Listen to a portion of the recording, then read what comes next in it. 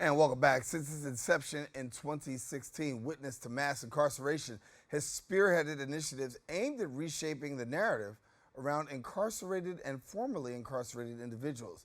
Their efforts encompass documentation, leadership training, and advocacy to enhance safety within correctional facilities and support successful reentry into society. Joining me now and sharing his point of view on the matter, I'm joined by the founder and executive director of Witness to Mass Incarceration, I should say, Evie Litwok, and thank you so much for joining us here and being with us. I said he, I should say she. Forgive me, I'm already off to the wrong foot, but Evie, glad to have you with us. Okay, nice to be here, and thanks for inviting me. No, thank you. Listen, when we talk about mass incarceration, it is still something that in the year 2024 we're still discussing. Numbers continue to rise, and people are questioning, really, how can we get around this thing of mass incarceration that particularly affects communities of color? Well, I don't think we can get around the issue of mass incarceration. I think that what we have to do is work towards stopping the cycle of reincarceration, which I think would make a great deal of difference. And one of the problems that we face is that when people are released from prison, as I was 10 years ago, I remained homeless and penniless for 16 months because although there are resources for us, those resources tend to be very transactional, and they don't provide a path to rebuilding your life. So one of the things that I believe we all should be focusing on is helping people to earn a living. Because if they can earn a living, they can be housed, and they can be food secure. And I think once that happens, we break part of the cycle. It doesn't deal with the entire question, but it deals with part of the cycle. Well, when you talk to those who've been incarcerated, one of the things we hear is recidivism's enemy is the fact of access to opportunity. Sometimes opportunities are not readily available, resources not readily available. For you, can you describe your experience and the experience of others who really find themselves trying to navigate and say, I want to reintegrate into society, but sometimes I just don't have all that I need? So yeah, I went to prison at age 60, having had 30 years of work history, including 12 on Wall Street and 10 running nonprofits. So I expected to be able to get at least an entry-level job somewhere. Sent out 200 applications, received no response, and the only job I was able to get in the 16 months was with, honestly, the Gap, where I had to stand on my feet all day, and if I dared to sit down, I was fired. We are not very welcome um, in employable places. And what I began to realize is that I should be focusing on supporting all the people, particularly in the New York City area, who were trying to build small businesses, because small business means we own it. We won't fire ourselves. And in terms of the resource question you asked me, there are resources. There's $100 million worth of services out there. But the problem with the services as they exist is, one, they've been around for 30 years, and recidivism has not been reduced, and long-term employment and housing has not been created. And if that's the case, why do we keep doing the same thing?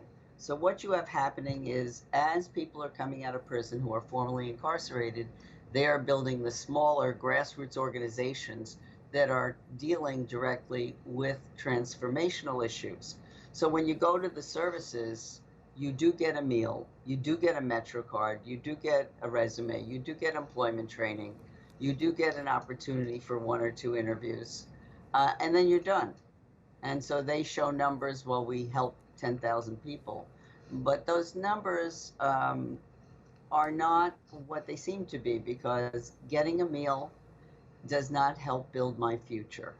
And what we need is a focus on, for example, we started a program. We're in our third cohort. We are We have an office space. We're in partnership with the Queens Economic Development Corp.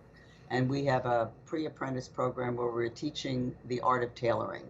And we're teaching people to a skill, and then we'll place them in an apprenticeship, and then we'll follow them to make sure they can either get a job where they can keep, or they can start their own business, which is what most people choose to do.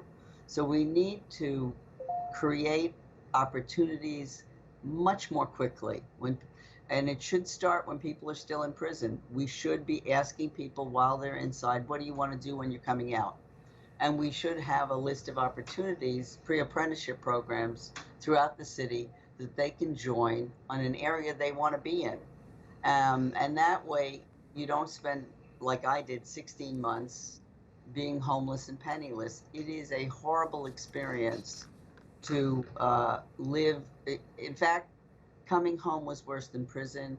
Going into these transitional housing units were more unsafe for me than prison was, and prison wasn't safe. Wow. So we basically need to transform the way most people like myself hate the word reentry because we didn't come from another planet, and we don't want to re-enter. We just were someplace else. Right. So our language is very strange. Returning citizens, I say to them, returning from where? Right. I was in New York. I went to prison. I'm back. I didn't go anywhere. Sounds like I can see you. Sounds like a little bit of an outer space term. I got you. You referenced incarceration, confinement. Talk to us. Take us behind the walls for those who have never been. What does it look like today? What are the conditions of confinement for those who are subject to be there? Well, I will talk about my two main concerns. Number one, extreme weather and natural disasters. There is an intersection between climate change and mass incarceration that doesn't often get talked about. Right now, people who are sitting in, and prisons are not air conditioned. Prisons, as an example, in Texas, prisons are not, now they have about 20% air conditioned. Prisons aren't air conditioned, so people if it's 100 degrees or 110 degrees outside, it's 120 inside. It's not breathable, and people are dying, and it's not being reported. The pigs that they raise at those same Texas prisons are in air conditioning, which I approve of since I love animals.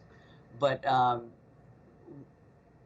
as the weather gets worse, as we're dealing with the heat, people in Rikers are baking.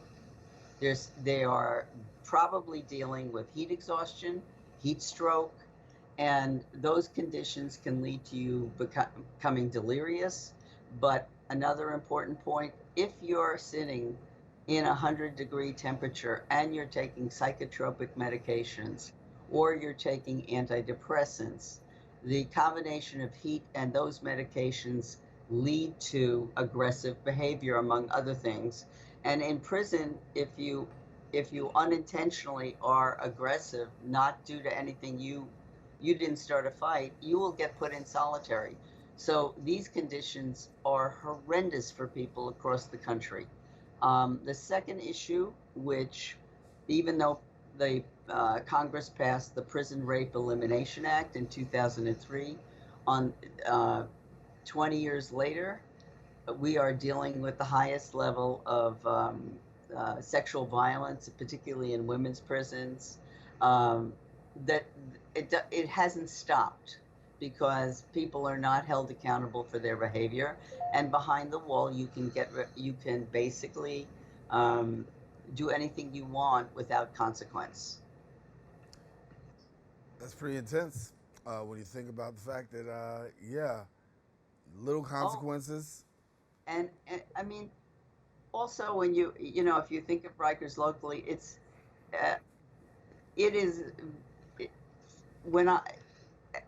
as far as jails go, it is outrageous to keep people in jail who have not been convicted of a crime. It's outrageous.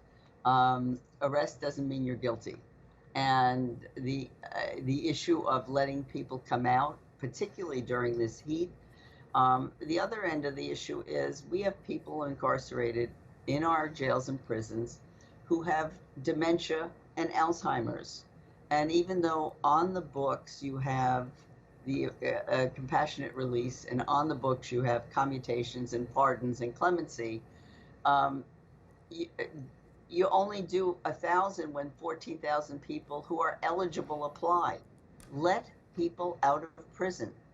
And my fear is that with all the passage of laws, particularly in the South, and right now, as we sit here, billion-dollar businesses are being built all over different parts of the country. And I have to ask the question, are they going to incarcerate women who have miscarriages, accusing them of trying to have abortions? And the answer is already yes. So going forward, I think we're going to look at a doubling of mass incarceration if things continue to go as is. We are facing a depending on the outcome of the election, and even not depending on the outcome of the election, individual states are criminalizing behaviors, every kind of behavior, and it impacts women, it impacts minorities. And I fear that we will not have 2.3 million, but 5 million people within the next couple of years in prison, should the outcome of this election be a certain way. Advocacy. That's got to be the name of the game, right? Advocacy, civic engagement, and awareness. How have you been able to get the message out, sharing with people within community, the difficulties, the things that you're addressing right here? What's it been like for you? So one out of every four formerly incarcerated people are actually registered to vote, and less than that vote. And many people who you talk to and who are intelligent will say, I'm not voting for the people that put me in prison. And even if you point out to them that there are carceral positions like sheriffs and district attorneys and um, go down the list, judges, um, and also there are ballot initiatives, which, like in Florida, trying to get people the right to vote, even though DeSantis pulled that back. Um, uh, there are ballot initiatives that can be helpful. We are a tough community. However, there are 80 million people who've been convicted of a crime, and not all of them went to prison. Um, but we represent a potential voting bloc that would be very significant, but we are not a voting bloc. We are every state, every activist I know is attempting um, to get people to register to vote and get them out to vote, but it is a big struggle. Yeah.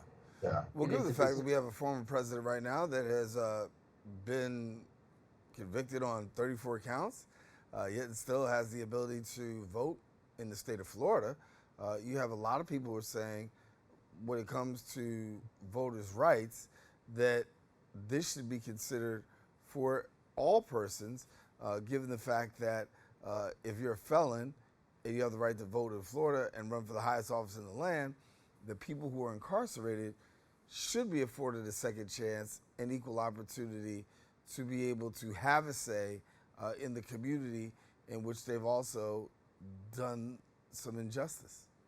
Yes, but they have to they have to want to have a say.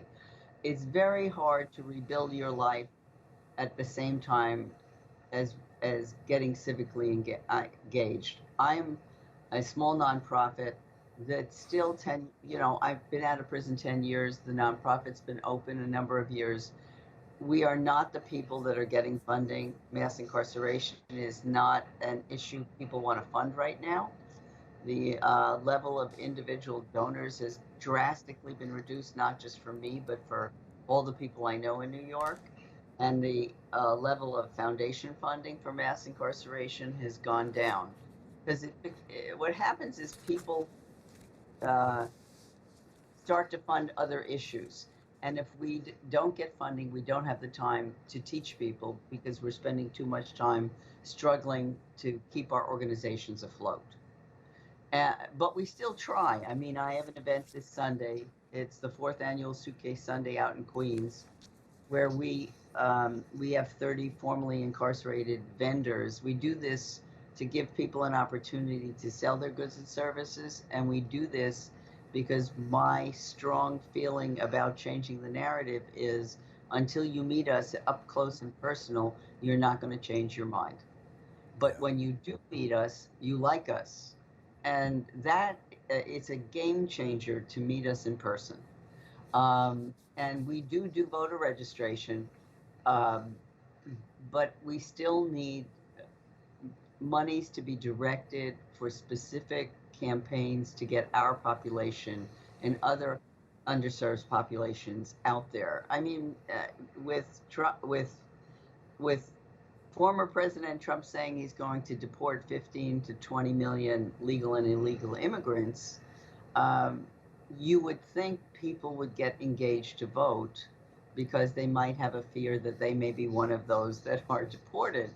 But there's not enough fear in the environment for what's about to happen to our democracy. Yeah. And for yourself, how do people connect with the work that you're doing, and how can they support it? Well, the name of the organization is Witness to Mass Incarceration. Our website is witnesstomassincarceration.org. Um, we we need individual donors. We need foundation donors. We need support. We are actually doing work that helps not 10,000 people, but if we can place 15 people each class into a job, that's 15 people less that are likely to not recidivate. Um, and the other piece is to support all the organizations that are led by formerly incarcerated people who are doing different kinds of work on the ground. Well, Evie, we got to leave it there, but I want to thank you so much for joining us, Evie Litwok, our guest, and thank you so much for being with us. Thank you for inviting me. I appreciate it. All righty, thank you much. And so I want to let you know Evie Litwok, who is the founder and executive director, Witness to Mass Incarceration, and you can support her work by looking her up on social media and then also the website. Taking a quick break. We'll be back with more right after this.